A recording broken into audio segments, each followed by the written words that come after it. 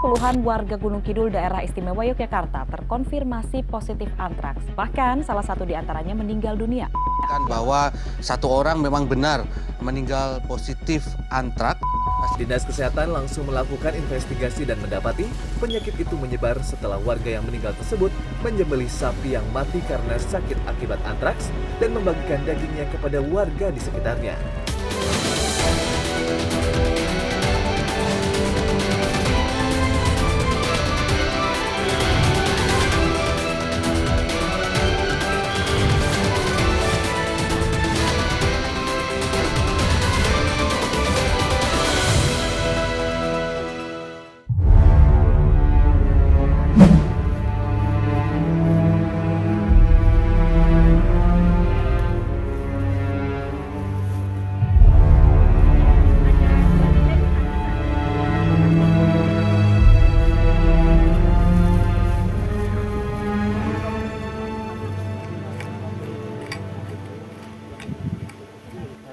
Pada Juni 2023, kasus antraks ditemukan di Gunung Kidul, daerah istimewa Yogyakarta.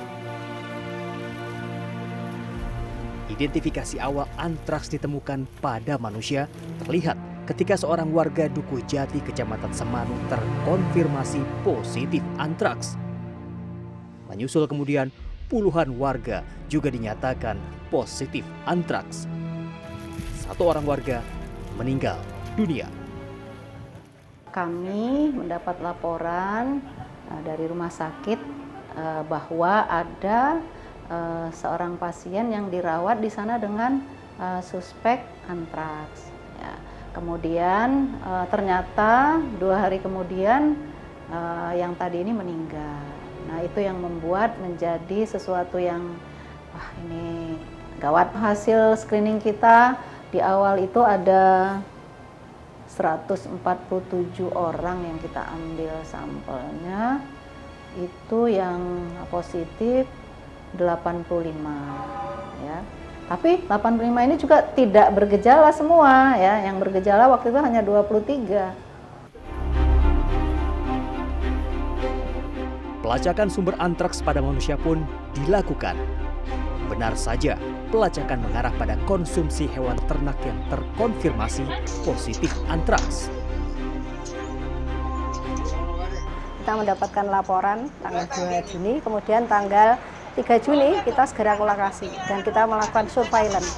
Jadi kita melakukan wawancara sebenarnya apa sih yang terjadi di lapangan, dan ternyata benar bahwa pada tanggal 22 November itu, jadi setahun yang lalu tuh pernah ada kejadian sapi yang mati kemudian dibongkar lagi dimakan. Karena kalau gejala antrak memang kan matinya tiba-tiba ya, seperti itu. Dan kita selalu sebenarnya anjuran kepada masyarakat untuk kalau bisa sebaiknya dikubur, itu tindakan yang memang sudah sangat preventif sekali untuk mencegah berkembangnya spora antrak.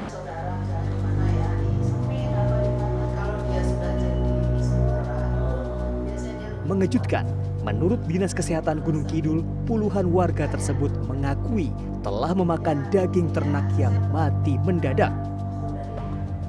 Meski sempat dikubur oleh petugas, bangkai ternak itu diambil kembali, lalu daging yang mengandung bakteri antraks itu dibagikan ke warga sekitar dengan harga seikhlasnya.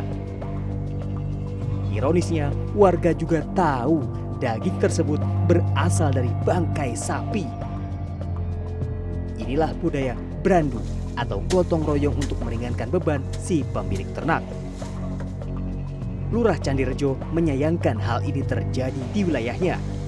Tradisi brandu yang sebenarnya merupakan bentuk gotong royong dan kepedulian sosial justru menjadi petaka. Ya, namanya musibah ya Mas ya. Musibah, jadi memang karena di tempat kami ada budaya brandu itu yang seharusnya hewan ternak itu ketika mati dikubur, malah dikonsumsi sama warga kami, ya akhirnya kejadiannya seperti ini. Kita berharap dinas terkait, ini kita bicara ke orangnya ya, orang, nah, bagaimana mensikapi agar warga kami di sini tidak gelisah, tidak harus kita lawat bersama-sama. Nah, untuk kaitannya dengan Dinas Peternakan, nah itu kita akan lebih proaktif lagi, kita lebih komunikasi bagaimana memastikan hewan ternak yang ada di desa kami ini bebas dari penyakit. Akibat penularan antraks dari hewan ternak ke manusia, seorang warga berusia 73 tahun meninggal dunia. Sementara puluhan warga lain yang tidak bergejala atau bergejala ringan melanjutkan terapi dan menjalani rawat jalan. Mereka kembali ke rumah masing-masing. Sementara Dukuh Jati sebagai epicentrum penyebaran antraks di Gunung Kidul kini berstatus zona merah. Arus masuk dan keluar warga Dukuh pun dibatasi. Warga luar dilarang memasuki Dukuh Jati karena khawatir dapat meningkatkan risiko penyebaran spora bakteri antraks ke wilayah lain. Kami mendapatkan video dari warga Jati pada 22 Juli 2023. Dalam video yang dikirimkan langsung kepada kami, tampak suasana di Dukuh Jati sudah berangsur normal. Warga sudah beraktivitas seperti biasa. Sejak kejadian antraks menyebabkan korban jiwa di Dukuh Jati, Dukuh tersebut dinyatakan sebagai zona merah. Sementara Dukuh sekitarnya seperti Dukuh Bulu di tempat ini dinyatakan sebagai zona kuning. Artinya semua ternak warga harus diberi antibiotik sebelum diberikan vaksin antraks. Gara-gara setelah konsumsi sapi kambing kan. Dukuh tetangga juga mendapatkan perhatian khusus. Sosialisasi mengenai ciri ternak yang sakit dilakukan, termasuk melarang konsumsi daging ternak sakit, apalagi yang sudah mati. Waktu itu ditunggui sampai. Sebagai langkah antisipasi, ternak di Dukuh tetangga juga diberi pencegahan antraks. Langkah pertamanya terhadap ternaknya apa, Bu?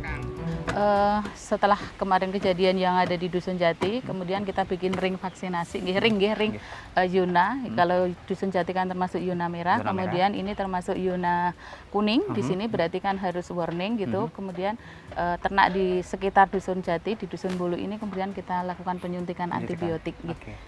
Antibiotik pertama dulu, lalu? Iya, lalu nanti setelah sekitar 20 hari nanti kita lanjutkan dengan vaksinasi antraks. Ini upaya pencegahan agar antraks ini tetap tidak menyebar, Bu. Iya, agar tetap berada di Dusun Jati saja gitu, tidak menyebar di dusun sebelahnya. Dinas Peternakan dan Kesehatan Hewan langsung bergerak melakukan pencegahan. Ternak yang berada di sekitar kejadian antraks segera diberi antibiotik.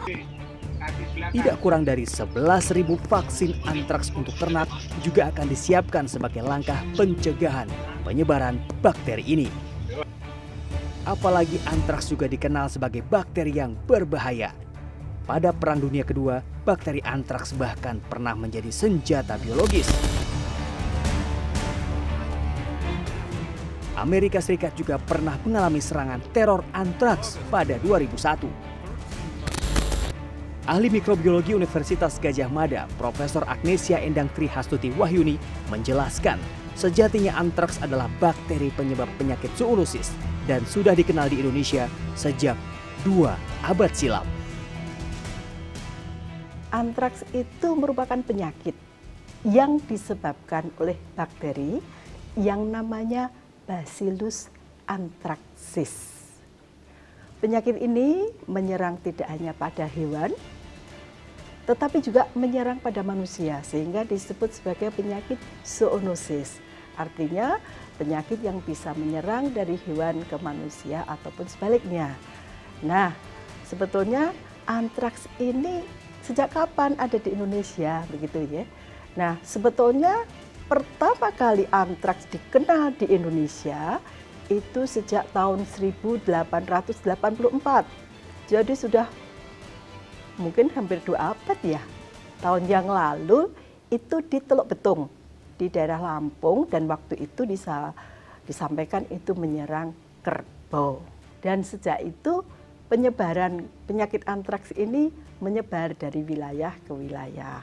tidak hanya Gunung Kidul, misalnya di daerah Sulawesi itu hampir tiap tahun itu datanya ada, itu kejadian antraks. Hanya mungkin laporan di manusianya mungkin tidak ada. Nah, kebetulan Gunung Kidul ini lokasi wilayahnya kecil, kemudian berturut-turut dan kebetulan ada korban pada manusianya.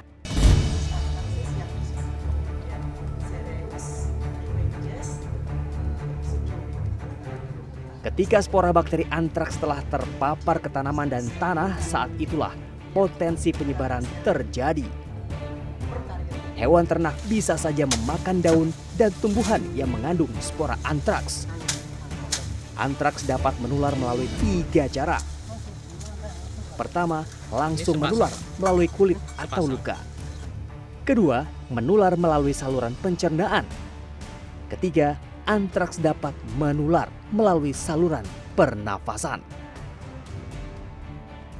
Penularan bakteri antraks menyerang hewan herbivora di antaranya sapi, kambing, kerbau, domba, dan rusa. Antraks dapat menular kepada manusia melalui hewan ternak, baik saat manusia mengkonsumsi daging hewan yang terpapar antraks, saat manusia terpapar darah hewan itu, dan ketika manusia menghirup spora antraks yang menempel di kulit ataupun di sekitar hewan tersebut. Pada kasus penyebaran antraks di Dukuh Jati, Gunung Kidul, penularan terjadi saat warga mengkonsumsi daging yang mengandung bakteri antraks melalui tradisi brandu. Brandu dikenal sebagai upaya warga membantu pemilik ternak, karena jika ternak mati dan dikubur begitu saja, sang pemilik bisa merugi hingga 30 juta rupiah. Untuk meringankan beban, warga bersedia membeli daging sapi tersebut dengan harga seikhlasnya.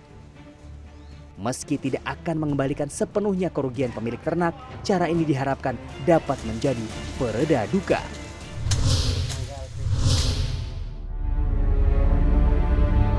Itu kan aset besar loh, aset besar. Nanti kalau kayak gitu lagi, kemarin nyuwun sewu nggak ada, bukannya nggak diperhatikan gitu, tapi belum ada perhatian gitu lah. Artinya waktu itu ruginya udah segitu, tidak ada timbal baliknya ibaratnya Pak ya, nggak ada kompensasi atau apa. Nah, akhirnya masih trauma untuk merawat sapi lagi.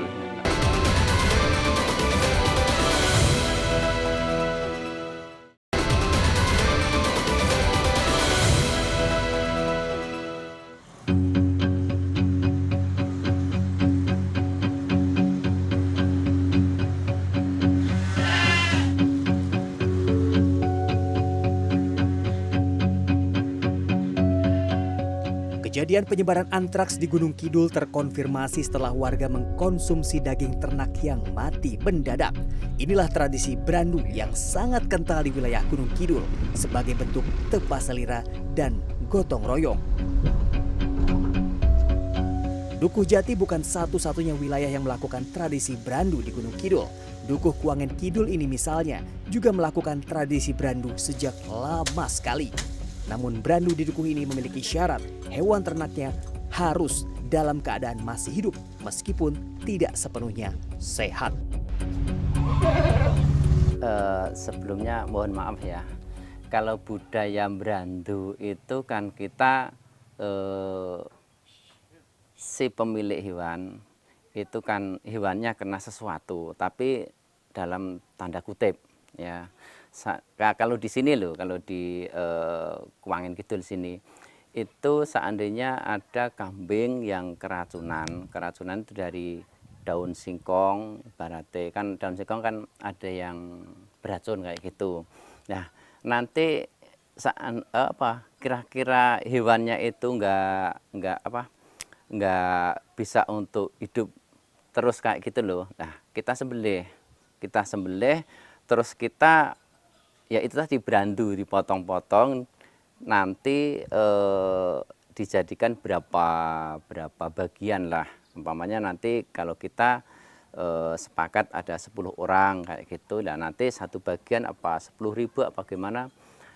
Intinya untuk membantu yang punya kambing, ya, yang punya kambing itu. Tapi ini nyuwun sewu, kambing dalam keadaan hidup kita sembelih. Kalau udah mati ya udah. Syarat hewan harus masih dalam keadaan hidup benar-benar dipatuhi. Pada 2019 lalu, Dukuh Kuangan Kidul pernah mengalami kejadian serupa dengan Dukuh Jati. Ketika itu, seekor sapi milik Mbah Mardi tiba-tiba mati.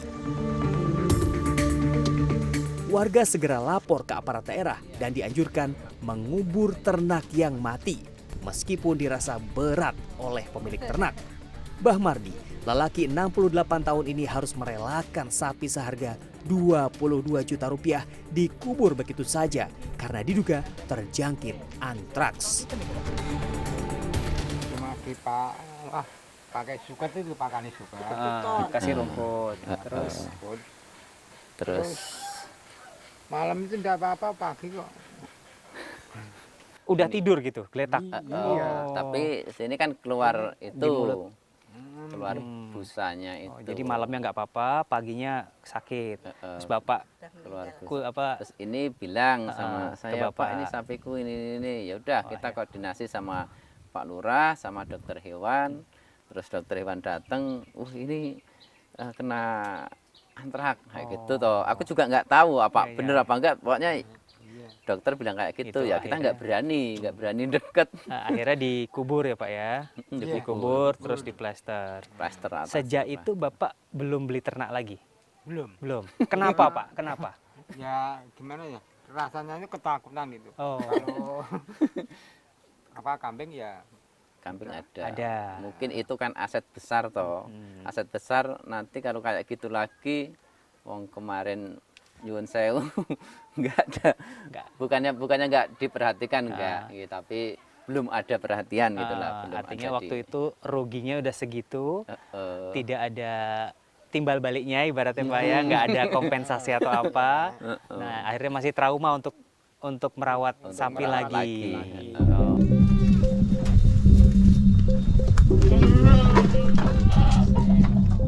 Mbah Mardi mungkin ikhlas, ternaknya dikubur begitu saja. Namun kehilangan materi sebesar itu tidak akan mudah dilupakan, apalagi tergantikan. Hal ini perlu dipertimbangkan oleh pemangku kebijakan. Dibutuhkan solusi terbaik agar ketika peternak kehilangan ternak akibat penyakit berbahaya, pemerintah diharapkan hadir sebagai penebus duka. Sehingga tidak ada lagi keinginan warga untuk memanfaatkan daging ternak yang sudah mati. Nah, ini Pak Bupati sudah memerintahkan kepada saya untuk mengkaji dan ini membicarakan nantinya dengan anggota dewan. Walaupun bahasanya ala sekedarnya, nanti tergantung hitung-hitungnya tergantung APBD Gunung Kidul ya. Ini kita akan bagaimana kita memberikan kompensasi atau ganti rugi yang itu hanya bahasa saya ini sebagai tondo tresno Mas, bahasanya seperti itu. Selain itu, tradisi brandu bisa juga dilakukan tanpa harus mengkonsumsi daging ternak yang mati sakit atau telah menjadi bangkai. Tindakan tetap mengubur ternak sakit dan mati mendadak ini adalah langkah bijaksana warga Dukuh Kuangan Kidul demi keselamatan warga. Meskipun ternak yang dikubur tersebut ternyata tidak terkonfirmasi positif antraks. Pada 2019, kasus ternak terkonfirmasi antraks di Gunung Kidul tidak ditemukan di Dukuh Kuangan Kidul, melainkan di Dukuh Grogol, Beji Harjo, Kecamatan Karangmojo.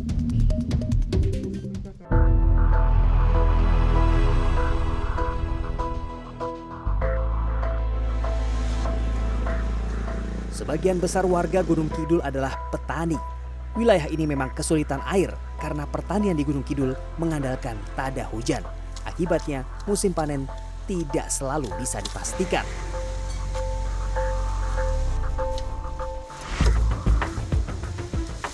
Itulah kenapa warga memiliki 1 atau 2 ekor ternak sebagai jaminan, tabungan, dan investasi untuk kebutuhan yang terencana maupun yang tidak terencana.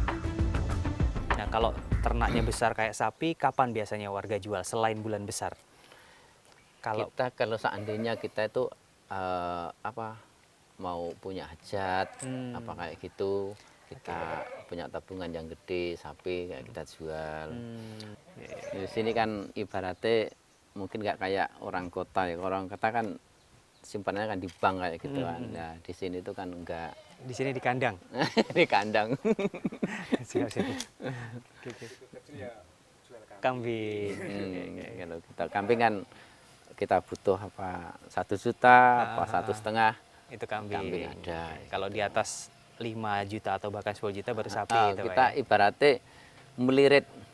Seandainya sapi ini dijual laku 15, ya nanti kita jual beliin 10 juta apa 11 juta. Tetap itu asetnya, investasinya tetap terus, bentuknya ini ya. Gitu. Investasi kaki 4.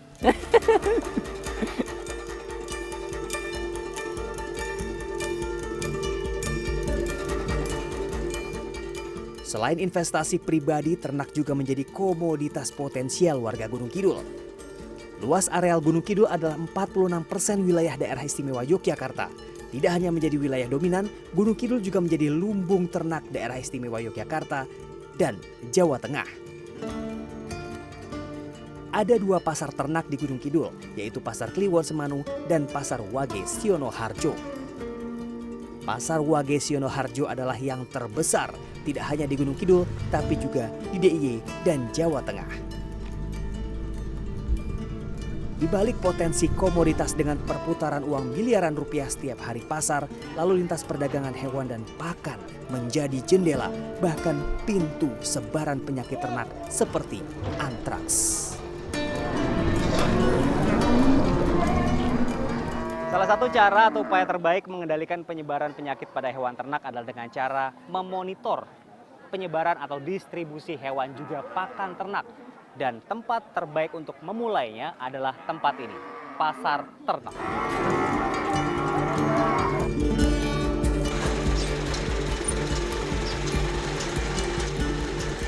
Upaya pencegahan dan penanganan penyebaran penyakit hewan ternak dilakukan di pasar ternak sejak pintu masuk dengan proses sterilisasi, deteksi, dan isolasi jika hewan ternak terindikasi menderita sakit. Pengawasan lalu lintas dan populasi ternak juga dilakukan sebagai landasan tindakan tracing jika hewan ternak yang sakit keluar atau masuk sebuah wilayah. Ini di pintu masuk kita sediakan untuk sterilisasi, itu kita beri cairan disinfektan klorin dicampur dengan formalin. Tujuannya untuk mematikan bakteri dan virus yang dibawa oleh hewan ternak maupun kendaraan yang mengangkut itu. Pengendalian dan pencegahan sangat penting karena ketika ternak sakit artinya perekonomian warga terancam. Gimana Pak kesulitannya Pak? Harganya nggak stabil. Isu-isu kayak penyakit-penyakit itu ngaruh ke harga nggak sih? Ngaruh juga sih, banyak pengaruhnya. Pengaruhnya sangat banyak gitu. Harganya jadi amblek gitu, hilang gitu kan. Kayak seperti yang kemarin lato-lato itu kan hancur juga kan harganya, itu aja sih. Ya. Yang bikin harga naik turun itu apa biasanya Pak? Oh ada penyakit, kalau kemarin ada itu penyakit lato-lato, LSD. Tuh. Pengaruhnya apa? Penyakit. Kalau itu pengaruhnya di harga gimana? Di harga ya turun.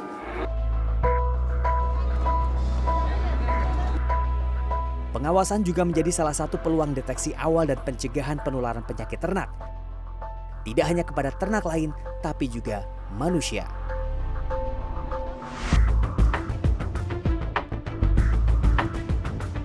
Dinas Peternakan dan Kesehatan Hewan juga memanfaatkan teknologi untuk memonitoring ternak. Setiap ternak warga didata dan dimonitor melalui eartag atau penanda telinga yang dipasang pada telinga ternak. Siap.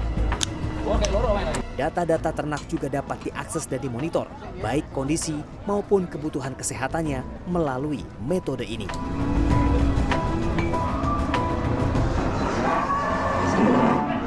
Oh udah ini. Oke. Nah, Bu ini kan sudah ada datanya. Berarti eartag itu fungsinya apa Bu sebenarnya?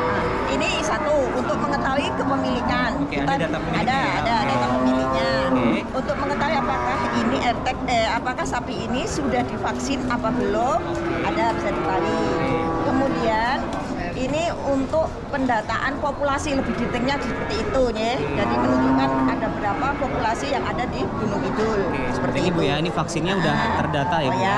Dan ya. ini bagian dari upaya untuk mencegah penularan penyakit menular, ya, apapun penyakit di ternak ya, termasuk ya. PMK, LSD, antraks ya.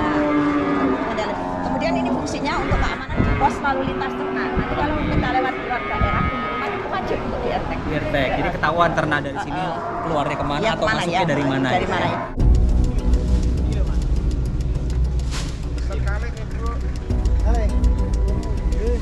Tidak hanya hewan ternak yang berpotensi menjadi pembawa penyakit, tapi juga pakan, moda angkut ternaknya, juga manusianya. Karena itu, diperlukan upaya pencegahan dan penanganan menghadapi penyakit ternak seperti antraks. Kalau yang pakan ini sangat memungkinkan karena memang bisa berada di mana-mana dan bahasanya sudah berada di Indonesia ya. Kan di tempat teman-teman misalnya yang Kulon Progo juga kena, Boyolali pernah kena gitu, Pacitan juga pernah kena, yang daerah-daerah sekeliling kita ya. Klaten mungkin juga Damna, yang di beberapa tempat kan memang sudah banyak yang kena juga. Yang kita tidak tahu apakah itu sudah bersih betul apa belum.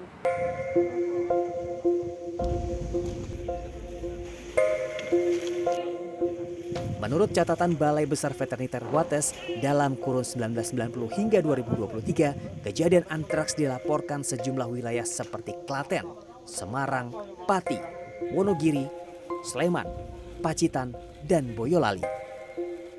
Boyolali bahkan pernah selama 12 tahun pada kurun 1990 sampai 2012 mengalami kejadian antraks. Boyolali bisa mengendalikan antraks karena pemerintah daerah memiliki kebijakan kompensasi terhadap ternak yang terkonfirmasi mati karena antraks. Sementara Gunung Kidul menjadi daerah dengan laporan kasus yang paling baru.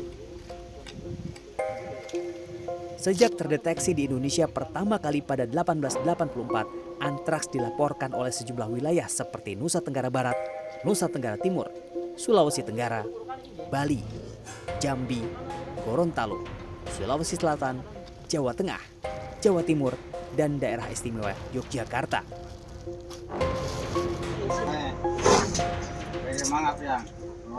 Upaya penanganan dan pencegahan perlu dilakukan oleh semua kalangan.